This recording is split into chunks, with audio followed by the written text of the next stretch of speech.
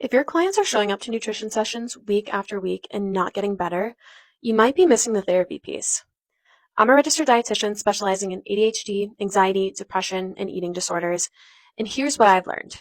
You can build the most thorough, evidence-based nutrition plan and not see your clients improve if the psychological piece isn't there. If you are working with a client in nutrition sessions who has OCD and you're using language that validates their food rules, or helping them create more structured eating routines without knowing what their therapist is doing, you may be reinforcing the exact compulsions that their therapist is actively trying to break. Your client is receiving two completely different clinical messages, and the one that feeds the OCD wins every time. Or your client comes to you unable to eat in public, panicked before meals, terrified of certain foods, and you normalize eating. You build a structured plan with them. You explain the physiology, and they come back the next week still afraid because no one is doing the exposure work. No one is processing what's actually happening underneath.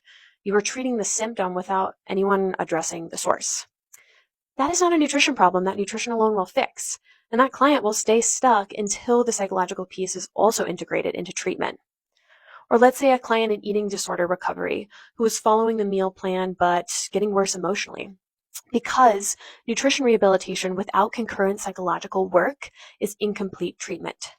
You can restore the eating. You cannot restore the relationship with food without a therapist.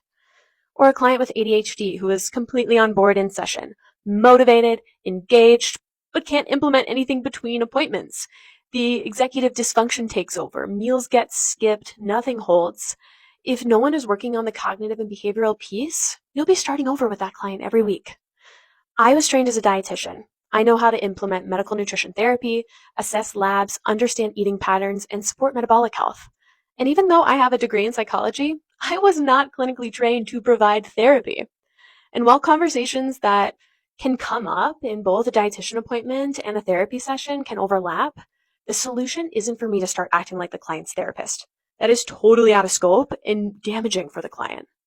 It's for me to have a network of therapists I trust so we can coordinate care and not contradict each other's work. That's the model of care my co-founder Brittany and I are building at Allied, so we can educate providers on how to implement truly collaborative care.